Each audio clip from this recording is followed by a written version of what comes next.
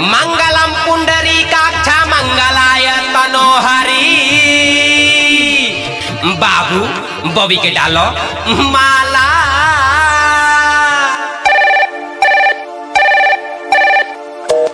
Hello ताल बतनोल। अरे ठीक बा तो ना बौदी के हाल तमताल तो। अरे वो करो ठीक बा खूब मजा बा। ए थाले धुताओ एदा वकल हमला आँखी के सामने बिया होता का तब का जल्दी थे आओ ना तो वकल मुंह देखे के ना मिली।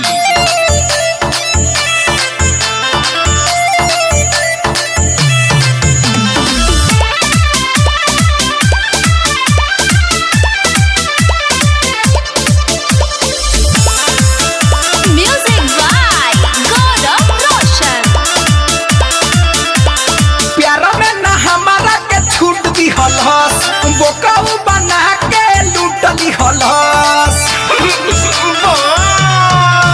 अरे प्यार में ना हमारा के छूट दी हलस। बोकाऊ बना के लूटली हलस। मोरा दिलवा के शीशा नियम तोड़ के छोड़ी के जो हमको जाएंगे प्यार में आपके मर जाएंगे। त्यों प्यार में बवासीर हो गया है।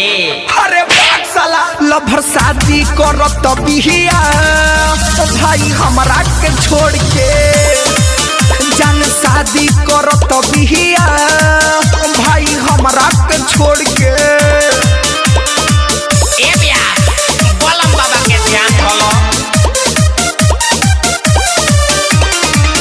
बच्चा लो ना बोरम बाबा ना होके बर्बादी हो।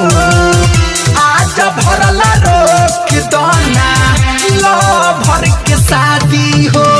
राम सिया राम जय जय राम। अल्ले राम सिया राम गय गय राम।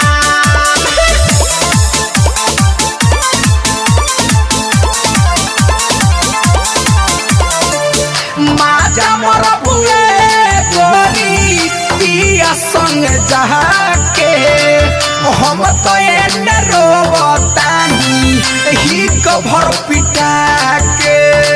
जा कितना पिटवाई माजा मोर बुए गोरी भतर संग जहा के कि हम तो रोवतानी हो एने ही कभर पिटा के।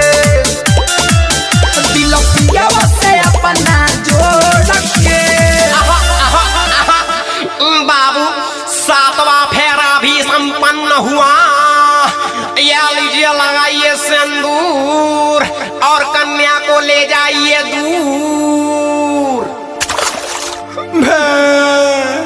लभर शादी करो तो बिहिया भाई हमरा के छोड़ के। अले तोलो तो नहीं थे तो ले लो खाती ले